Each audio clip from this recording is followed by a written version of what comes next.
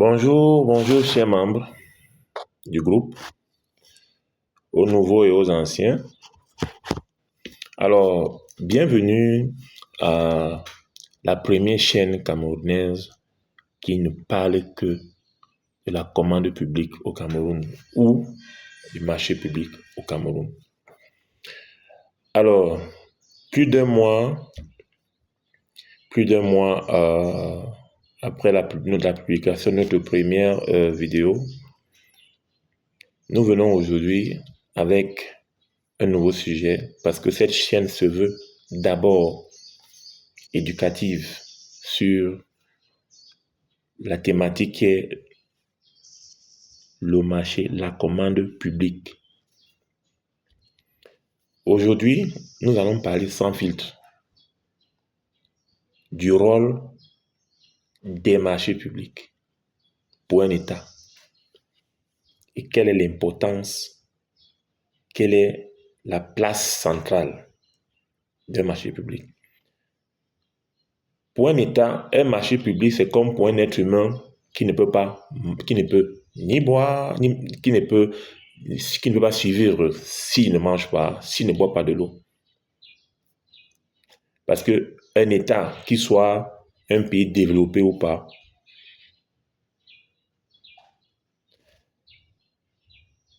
mesure sa croissance ou bien, comment je peux dire ça en termes faciles, un État, pour pouvoir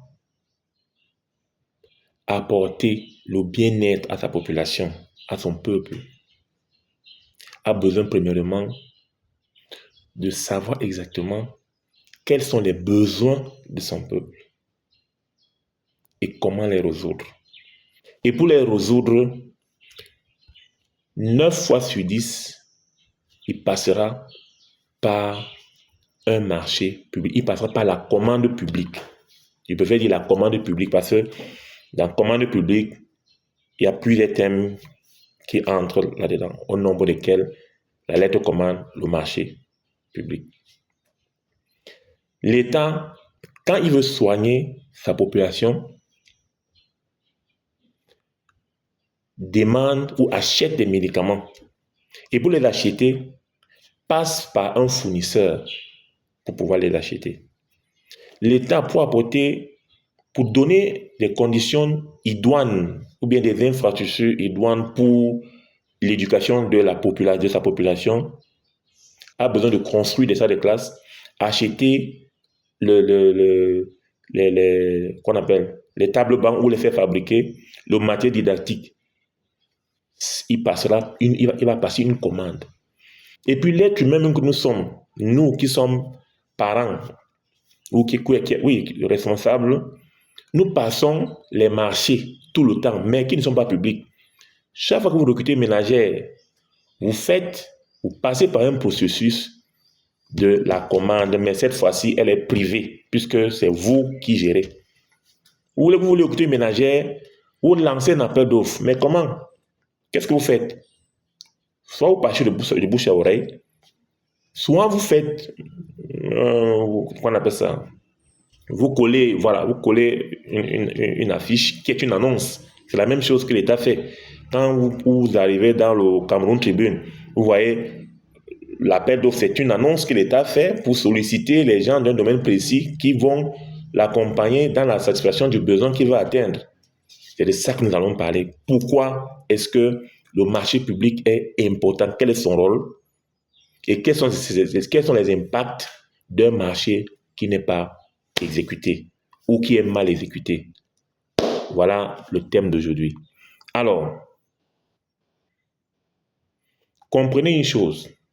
Un marché public, c'est pour résoudre un problème. C'est pour apporter de la valeur ajoutée. C'est pour la modification d'une situation de l'état où elle est à un état amélioré. Pour qu'on se comprenne clairement, je vais prendre un exemple. Avant d'aller dans les exemples, nous allons d'abord définir ce que c'est que le marché selon la compréhension, bien selon les textes de loi au Cameroun. Alors, déjà au Cameroun, il faut noter que il y a deux, en ce qui concerne la commande publique, nous avons le Code des marchés publics qui organise le processus de passation et d'exécution des marchés pour les entreprises dites publiques.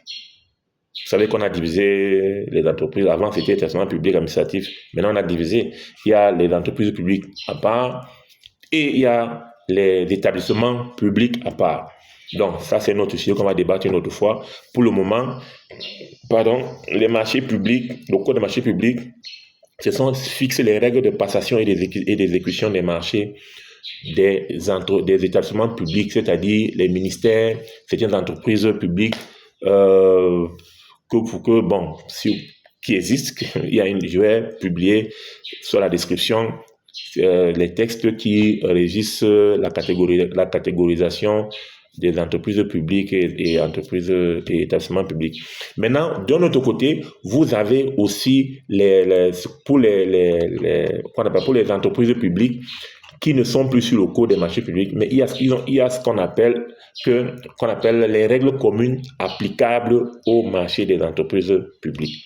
Alors, que vous ayez sur l'un ou sur l'autre, la définition d'un marché public ou d'entreprise publique, c'est la même chose. C'est-à-dire quoi? En français facile, c'est-à-dire que un marché public, c'est un contrat écrit. C'est un contrat écrit où vous avez soit un fournisseur, un entrepreneur, un prestataire de services qui s'engage auprès du maître d'ouvrage. Le maître d'ouvrage, c'est qui? Le maître d'ouvrage, ça peut être le ministère, ça peut être une entreprise publique comme la CNPS, la CSPH, Sonara, et j'en passe, Cameco, ainsi de suite. Donc, alors, c'est donc cet engagement écrit entre ces deux personnes. Quand du fournisseur, comprenez que il livre les fournitures, c'est-à-dire quoi? Quand on dit fourniture, ça peut être les cahiers de l'eau, les véhicules, ce sont les fournitures. Maintenant, un entrepreneur, c'est-à-dire que c'est celui, quand on dit entrepreneur, vous pensez directement à la construction, les routes, les travaux, fourrage, et ainsi de suite. Les services, ça peut être quoi? Ça peut être les agents d'entretien, les gardiens, les assureurs, un assureur, ainsi de suite. Donc, c'est donc un accord écrit entre ce type de personnes et la personne et le maître d'ouvrage, donc la personne qui exprime le besoin, selon un montant bien défini, c'est-à-dire le coût bien défini, un délai bien arrêté avec une certaine qualité attendue à la fin. Donc, c'est ce que ça veut dire. Et beaucoup d'entre nous passons les marchés, comme je l'ai dit tout à l'heure. Alors, si on revient dans le cadre de l'État, du gouvernement, l'État, quand les gouvernements, je ne parle pas spécifiquement du Cameroun. Hein. Quand je parle d'un État, ça peut être un État américain, un État d'un pays occidental ou un État pauvre. Tous ces États passent toujours les marchés. Et passeront, même s'il y a la guerre, il y aura toujours la passation des marchés. Même si les gens sont en train de mourir partout, il y aura toujours la passation des marchés. Ça ne peut pas s'arrêter. Si la passation des marchés s'arrête, un État aussi arrête d'accroître son niveau d'investissement. Pour le cas du Cameroun, je vais nous prendre un cas simple, un exemple simple pour montrer l'impact négatif d'un marché. Alors, vous avez vu une vidéo virale, hein, il y a, je crois, 1 an ou 2, dans la région du Nord, où un enseignant a pris sur lui de faire une vidéo pour montrer l'état dans lequel le lycée, quand on dit lycée, c'est la 6e en terminale, le lycée de cette localité se trouve. Vous avez vu, les enfants étaient assis, à même de sol, d'autres assis sur les pierres, les murs étaient avec la paille, la toiture, il y avait aussi la paille dessus, d'autres mais il n'y avait même pas de toiture, d'autres mais il n'y avait même pas de tableau. Certains mais il n'y avait pas de tableau. Donc, Quand l'État, ça c'est un état initial, il n'y a rien. Bref, il y a quelque chose, mais dans les normes en termes d'acquisition de savoir, ce n'est pas ça qu'il faut. Il faut les murs, il faut la toiture, il faut les tables bancs, il faut un tableau. Bref, il faut un certain niveau de confort. Et c'est ça qu'on veut atteindre. Au départ, il n'y a rien. Maintenant, on veut que dans un certain temps, qu'on ait plutôt une amélioration en termes d'infrastructure.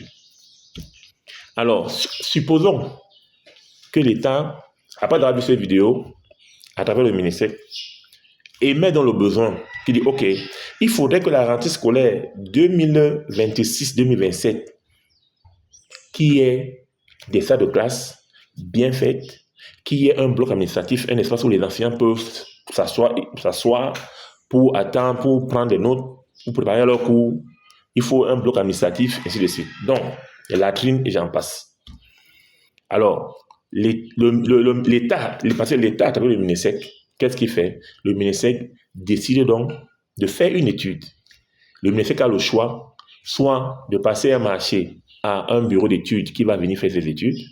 Et le but de ces études, c'est de dire, OK, nous avons besoin, comme vous avez besoin de construire les salles de classe de la 6e en terminale, vous voulez 5 6e, 5 5e, ainsi de suite. Alors, ça fait une bagatelle de bâtiments à construire. OK, voici le montant pour faire ces travaux, 1 milliard. Maintenant, on dit pour la fourniture, 250 millions, bien 500 millions par exemple. Alors, le budget arrêté, 1 milliard 500 millions pour construire 5 6e, 5 5e, 5 4e, 5 3e, 5 4e, j'ai encore quoi là, 4 secondes, 4 premières, 4 terminales. 1 milliard et demi. Alors, le MINESEC prend donc ce budget pour soumettre, pour préparer son budget de l'année, parce que c'est en 2026 que le ministère va construire ces bâtiments. Il a bouclé l'étude en 2025. Maintenant, le gouvernement n'ayant pas les moyens, dit OK, vraiment, optimisez un peu et faites votre projet en phase. C'est ça que vous voyez sur certains marchés, phase 1, phase 2, phase 3, ainsi de suite. Alors, la phase 1 voudrait que, OK, après les études faites sur place, il y a plus d'élèves entre la 6e et la 3e qui en auraient entre la seconde et la terminale. On décide donc de faire, OK, on va faire 3 6e, ou bien 5 6e, 3 5e, 2 4e, 2, c'est bon, hein, ou bien 3 secondes, ainsi de suite. Alors, montant de l'affaire, OK. Il y a aussi un phénomène inverse. Hein. L'État peut dire que non, pour cette année, l'État peut dire au ministère, ou bien la primature peut dire au ministère que non, on va le faire sur 5 ans.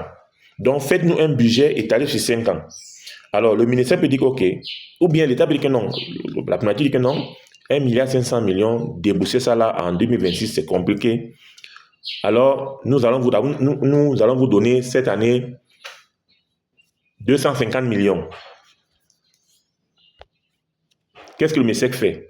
Le MINESEC voit donc, OK, en fonction du besoin le plus pressant, c'est-à-dire qu'on peut se dire, comme il y a tout à l'heure, entre la 3e au premier cycle, il y a plus d'élèves qu'au second cycle. On décide donc de construire 4 6e, 4 5e, 4 4e, 3 3e et 2 secondes, 2 premières et 2 terminales. Alors, résultat, maintenant, il faut entrer dans ces 250 millions. Dans ces 250 millions, le SAT rend compte, OK, oui, avec 250 millions, d'accord, on ne peut pas faire autant. C'est qu'on va faire, on peut peut-être faire 3 6e, 2 5e, 2 3e et une seconde, une première, une terminale. Le budget a arrêté après les études qui ont été faites.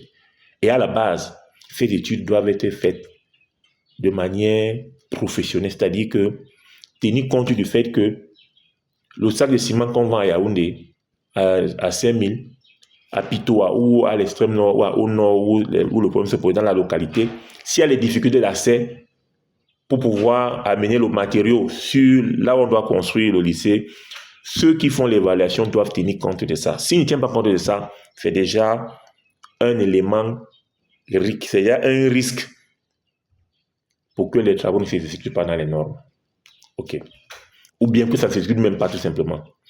Alors, à l'issue donc, le ministère arrête dans son budget de 250 millions pour la construction de ces salles de classe.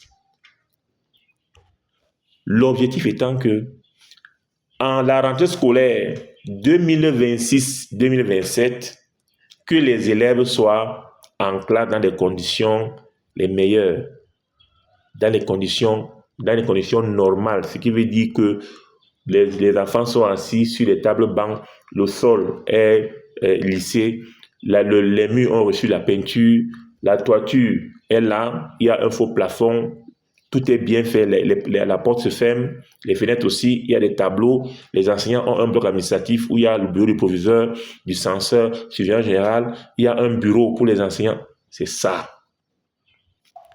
On lance dans un appel d'offres. On se dit OK, on lance l'appel d'offres à partir du mois de février. Pour faire les travaux, on a estimé que pour faire les travaux, il faut 4 mois. Alors, 4 mois, ça veut dire que à partir, si on la rentrée, et vous allez voir l'impact, même le jour de la rentrée. Quand on va se rendre compte que les travaux vont s'achever peut-être 2 semaines après la rentrée scolaire, vous allez donc que le ministère va, c'est pour dire l'impact des marchés publics, le ministère va se reporter, va commencer à partir du mois de juin. Quand ils vont faire des simulations, ils vont dire que non, les travaux s'ils sont bien exécutés, mais ça ne peut pas finir, ça va finir à 2 semaines après la rentrée. Qu'est-ce qu'il fait? Il reporte l'information auprès de la primature pour dire, OK, vraiment, monsieur chef du gouvernement, les travaux qu'on a prévus là vont s'achever 2 semaines après la rentrée, la rentrée officielle. Je propose qu'on reporte la rentrée qui était peut-être prévue le 1er septembre, on reporte ça au 1er octobre 2026. Vous voyez l'impact? Voilà donc l'impact des marchés publics. Quand on a lancé l'appel d'offres en février, on a 3 mois pour passer le marché et pour boucler. Parfois même, on peut utiliser les procédures de marché qui dit que en cas d'urgence, on peut faire un gré à gré. C'est-à-dire que c'est aussi une procédure par les marchés, c'est-à-dire qu'il n'y a plus appel à concurrence, mais il y a soit on attribue directement, il y a les entreprises à qui on attribue directement le marché sous le couvert du Minmap, il y a d'autres même où on fait une petite sélection de quelques entreprises et puis on leur envoie directement un dossier de consultation, c'est-à-dire un dossier d'appel d'offres pour qu'ils puissent soumissionner et puis voilà.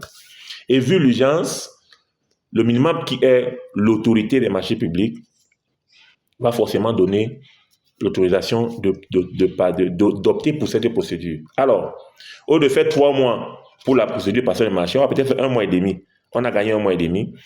Ça veut dire que si on a commencé le 1er février, ça veut dire qu'au mois de mars, on connaît déjà qui va exécuter les travaux. Le 1er avril, on commence les travaux. On a 4 mois pour faire les travaux. Donc, mai, juin, juillet, août, on a terminé. Mai, juin, juillet, août, on a terminé. Alors, il peut donc arriver que si l'étude a été mal faite, il y a plusieurs raisons. Si l'étude a été mal faite à la base, et si les entreprises ont fait des propositions pendant la phase d'appel, la phase de consultation, on fait des propositions sur la base des études qui ont été mal faites, vous allez devoir rendre compte que l'entreprise va dire que je prends un cas simple. Hein. On a fait des études sur les fondations. On a dit, OK, c'est une fondation superficielle. Quand on dit ça, dit que quoi? C'est quand on dit fondation superficielle, ne fuyez pas, c'est un gros mot pour rien. Ça veut dire que c'est une fondation où on va se creuser peut-être sur 80 cm au sol, et puis on coule un peu de béton, mais le fer, on monte. C'est ça, fondation superficielle, entre autres. Donc, maintenant, l'entreprise se rend compte que le site qu'il a nécessite des fondations plus importantes. Alors, regardez, le budget est calé à 250 millions, et l'entreprise qui a soumissionné celui qui a gagné le marché, elle a peut-être gagné à 240 millions ou 249. Supposons même qu'il a gagné ça à 220 millions. Et lorsqu'il fait ses délais, il se rend compte au niveau de l'exécution que les fondations qu'on lui a proposées pendant la phase de consultation ne sont pas celles-là. C'est-à-dire que le volume de béton a augmenté 10 fois plus. Et que le marché est passé de 220 millions à 270 millions. L'État n'a pas l'État n'a pas ces 20 millions de plus. On est vraiment en fondation. Les études sont mal faites qu'au niveau de la toiture, ils n'ont pas tenu compte de certaines caractéristiques. C'est une zone où il y a des vents très très violents. Par conséquent, il faut utiliser un type de ferme ou bien un type de charpente, peut-être une charpente métallique avec des tôles, peut-être tôles bac, alors qu'on appelle les tôles ondulées. Vous voyez que il y a plusieurs raisons qui peuvent concourir à ce qu'un marché ne s'exécute pas bien lorsque on ne prend pas, tous les contours ne sont pas pris en compte. Donc, vous allez vous rendre compte que le marché, on est en juin, la fondation n'est pas encore terminée. Qu'est-ce qui va se passer? On va commencer à se poser des questions. On a fauté où? Ça peut aussi être même que l'étude a été bien faite, mais l'entreprise à qui on a confié ces travaux par complaisance n'a pas la compétence, n'a pas les compétences managériales pour pouvoir produire le travail dans les délais. Donc, du coup, qu'est-ce qui va se passer? C'est que le marché n'est pas exécuté à temps. On a peut-être reposé la rentrée scolaire, mais à la fin, on n'a pas les bâtiments. Conséquence, les élèves vont toujours continuer à s'asseoir au sol. Il n'y aura pas de bâtiments.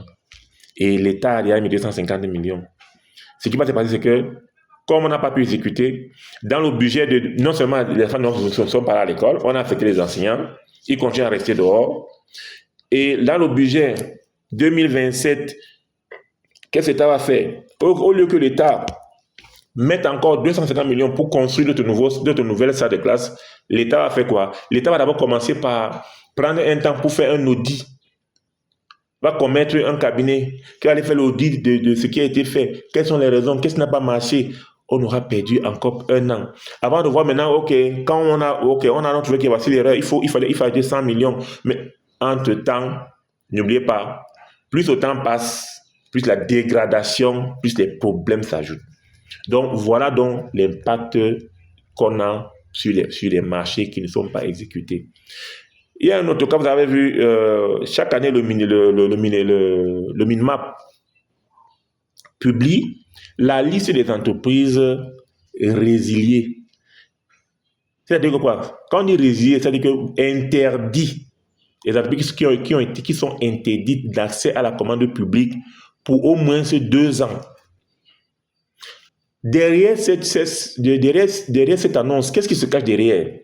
Ce qui se cache derrière, c'est que l'État avait prévu certains objectifs de développement et a lancé les marchés, a mis de l'argent et ces marchés n'ont pas été exécutés. Donc l'État n'a pas atteint ses objectifs. Ces gens soit ont mal exécuté les travaux, soit n'ont même pas exécuté, ont abandonné les chantiers. C'est de l'argent perdu. Donc, voilà donc le rôle d'un marché public. Quand vous voyez un marché, quand on lance un appel d'offres, derrière, il y a un objectif de développement clairement établi qui est assigné à ce marché. Donc, que tu sois entreprise, entrepreneur, que tu sois bureau de contrôle, que tu sois maître d'ouvrage, que tu sois vraiment expert dans les commissions, n'oublions pas que lorsqu'on lance un marché, c'est pour résoudre un problème. Lorsqu'il y a vice de procédure dans la passation jusqu'à l'attribution, lorsqu'il y a vice de procédure dans l'exécution, l'objectif de l'État ne sera pas atteint. Le président de la République fixe une vision et j'invite beaucoup à lire le SND 30. La vision, il a fixé une vision. Maintenant, le gouvernement élabore une stratégie pour atteindre cette vision.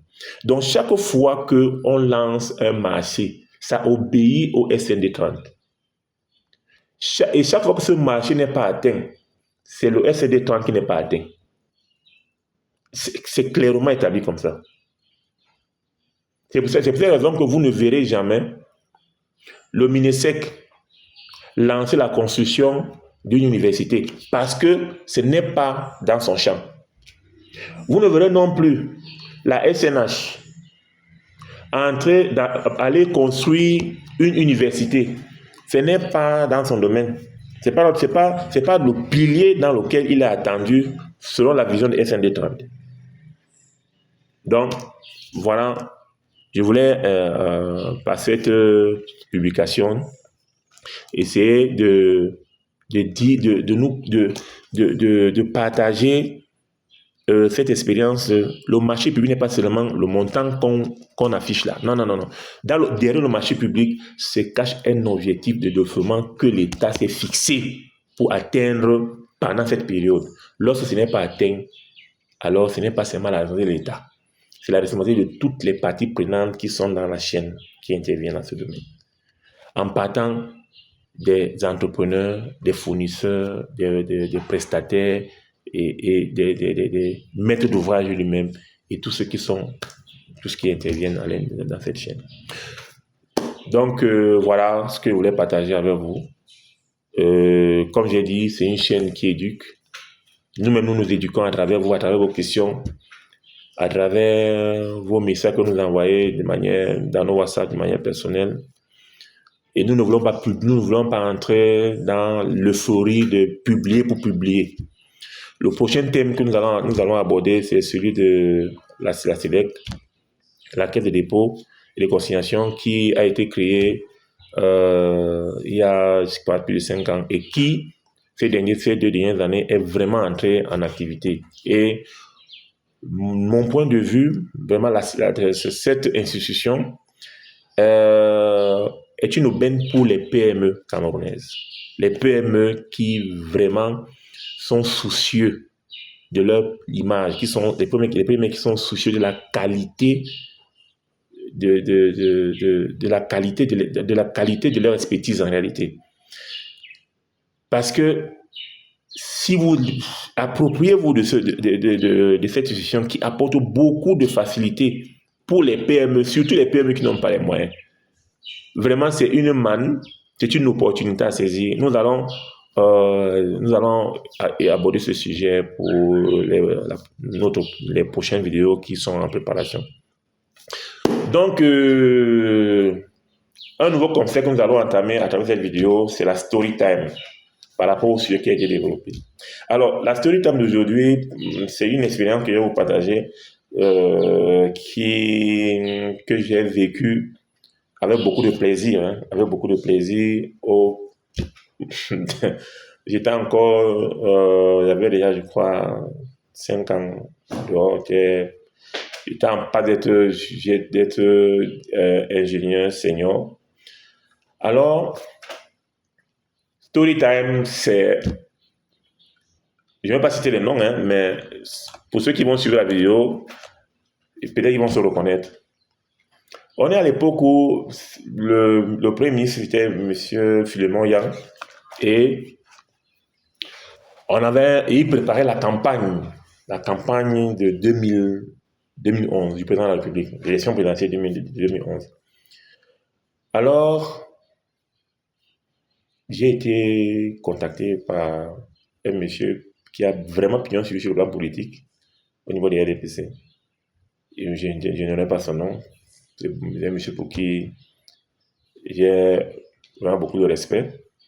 Mais sur le plan des travaux, en tant qu'entrepreneur, c'était pas encore ça. Je crois que c'était un peu embryonnaire. Donc, je suis contacté. Il avait gagné, il m'a dit qu'il a gagné un marché et qu'il voulait que je sais pas par quelle alchimie, il a eu mon numéro, mais bref, je me suis retrouvé dans ses locaux et il m'a présenté un devis.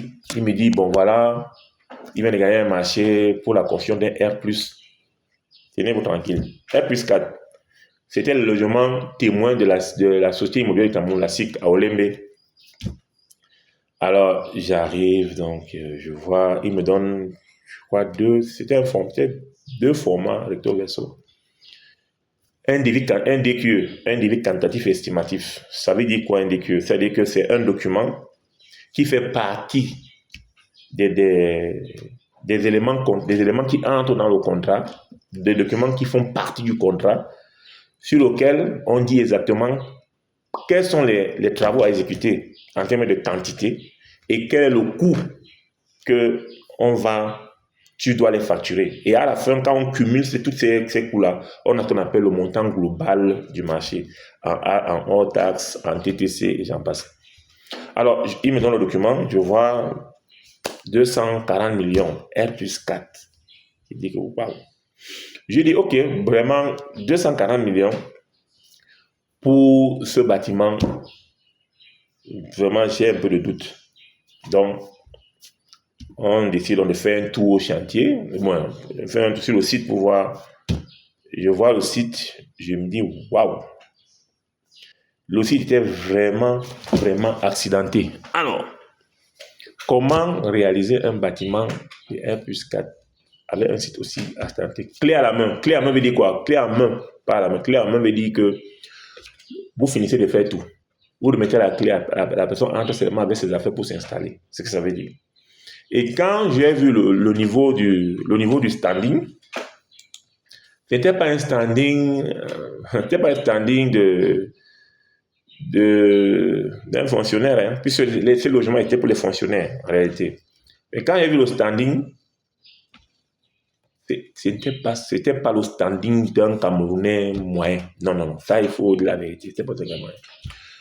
Alors, on revient au bureau, je dis, DG, 240 millions. Non, c'est pas 240, c'était 480 millions. Oui, 480 millions. Je lui ai dit, ok, clairement, oui, c'est possible, mais il va falloir serrer les ceintures. Mais je ne vois pas comment vous aurez le bénéfice dessus, parce que quand je vois la pente du terrain, quand je vois l'environnement dans lequel le truc va s'exécuter, ça soit très, très limite. Il m'a dit, mais non, on m'a dit que j'aurais le bénéfice, ce n'est même pas, c'est 2 bâtiments. J'ai dit, ah bon? Je regarde bien le dossier, je me rends compte en bas, on a fait 240 multiplié par 2, donc 2 bâtiments de R plus 4. 480 millions. C'est-à-dire que chaque bâtiment a 2500 mètres carrés de plancher cumulé. Fois 2, ça fait 5000. Prenez seulement ça, multipliez ça par, à l'époque, je dis bien à l'époque, le mètre carré à la communauté urbaine pour avoir le permis de bâtir, c'était 300 000. Donc, prenez seulement ça, vous-même faites la multiplication. Alors, j'ai dit au DG que non. Moi, il dit non, il dit non, il dit que DG, avec tout de respect, moi je peux pas. Excellence, moi je peux pas m'engager sur ça, c'est pas possible. Il dit pourquoi? Il dit j'avais mes tableurs Excel, j'ai fait un fichier pour le béton, mais à l'époque, on vendait le camion de gravier à 250 000. Et le camion de sable était à 180 000. Le fer de 12, tu peux faire, c'était 4200, quelque chose comme ça. Ou 3500. Alors, j'ai seulement pris, j'ai fait un calcul simple, hein, qui concerne une fondation, même pas le poteau le plus chargé, et puis le poteau qui n'était pas au côté de l'escalier. Quand j'ai fait le prix du béton, on était à 280 000. J'ai dit que ça, là, je prends seulement le béton, tout l'argent est parti. J'ai dit, ok, bon, donne-moi un peu le CCTP. CCTP, c'est le cahier des clauses techniques particulières. Il dit qu'il n'a pas. Le CCAP, il n'a pas. Le CCAP, c'est le cahier des clauses administratives particulières. Mais où est même d'abord tout le contrat? Il dit non. Alors, ça m'a remis les devis pour qu'il commence les travaux. Il dit ok. Donc, dans ce cas, je vais prendre ton dossier en main. Pourquoi je l'ai pris? C'est à la lecture des préalables, à la signature. Donc, vous voyez tout à l'heure que quoi? Que le marché public ou le marché d'entreprise publique, c'est un contrat signé entre 2 parties, le fournisseur, le prestataire, l'entrepreneur, ainsi de suite, et le maître d'ouvrage, où il y a un délai, un coût, et les travaux exécutés, et les prestations à fournir. Donc, il n'y a pas ça, en fait. Donc, j'ai donc pris ça. On est donc entré dans les procédures administratives. Finalement, la SIC, le MINDU, la SIC et le MINDU ont porté l'affaire parce que les travaux n'avançaient plus sur le logement témoin. Oh, les gars, la campagne l'élection était déjà presque là. Mais il fallait que quelque chose sorte sur terre pour montrer que le programme gouvernemental du président est en œuvre, ce qui est normal. Alors, l'affaire est transmise à la primature. À l'époque, comme je dis, c'est M. Philemon Yang qui était Premier ministre. Et le secrétaire général à l'époque, c'était M. Jules Ndongo. Et le secrétaire général adjoint, c'était M. Nganou Djoumessi, l'actuel ministre de la République. Alors, c'est lui qui nous reçoit, le SGA, M. Nganou Djoumessi. Dans les débats, on en a un débat technique et il pose une question fatale. Mais les gens se plaignent que le montant du contrat n'est pas bon, que ce n'est pas possible d'exécuter ce contrat à ce montant. Dites-moi un peu. Vous vous fondez sur quoi? On dit que le béton armé qui est vendu n'est pas le bon prix. Et là, directement, on sort le prix du béton, on sort le tableau Excel, on met les prix actuels, les prix de l'époque, sur le gravier au sable. Pam, on est déjà dans les, quand on calcule. Et s'il vous plaît, on a calculé en déboursé sec, c'est-à-dire qu'on n'a pas tenu compte de la main de voie, ça m'a pris compte uniquement du matériau, c'est-à-dire le sable, le gravier. Et quand on dit matériau, on n'a même pas pris le coffrage. On a pris le sable, le gravier, le ciment, l'eau et l'acier, dont le fer, comment on dit l'acier. On était à 250 000. Alors, le SG a dit que allez me refaire tous ces calculs, ces vérifications-là, et revenez, vous avez 48 heures avec un devis conforme par rapport aux travaux qu'on doit indiquer, qu'on lui donne un document bien fait, qui tient compte de la réalité des prix sur le marché. Et raison pour laquelle, pour couper court, on est parti. Je crois à l'époque, c'était, il pourra bien se reconnaître, c'était monsieur Ndong, il était directeur de la SIC, monsieur Ndongo, si je me trompe. On a travaillé cette nuit-là jusqu'au matin pour revoir tous ces éléments de calcul. On a fini. Alors, le monsieur en question, on est parti de 480 millions à 1 milliard ou 300 millions, quelque chose comme ça. Donc, c'était ça la story time pour dire que ne vous fiez pas au montant du marché. Non, non, non. Même si on vous dit qu'on a un marché de 2 milliards ou de quel que soit le montant, rassurez-vous de 3 choses. 1, la qualité attendue à travers la consistance des travaux. 2, le délai qu'on vous donne pour pouvoir exécuter ces travaux-là. 3, dernier élément, est-ce que ce montant-là même, je peux m'en sortir, ne serait-ce que pour l'exécution, seulement pour les fins de travaux et payer mes fournisseurs, payer mes employés, louer mes équipements. Si la réponse est non, je vous en prie, retirez-vous. Et si vous n'avez pas la compétence, notre cabinet, nous le faisons tous les jours. Nous accompagnons depuis 2009. C'est à partir de là que j'ai décidé d'accompagner des entreprises. J'en ai accompagné beaucoup. Donc, vous voulez faire un bon chiffrage, vous voulez vous assurer que le marché que vous voulez gagner, vous voulez exécuter, vous allez vous en sortir financièrement et techniquement, on est là. Donc, c'était ça la story time. Abonnez-vous, partagez, likez. Et prochain thème, on va développer la SEDEC, les avantages. Pourquoi nous pensons que c'est une opportunité pour les PME qui n'ont pas les moyens financiers. Pourquoi nous pensons que la SEDEC est un filtre pour éliminer les aventuriers. Voilà. Abonnez-vous massivement et à la prochaine. Merci.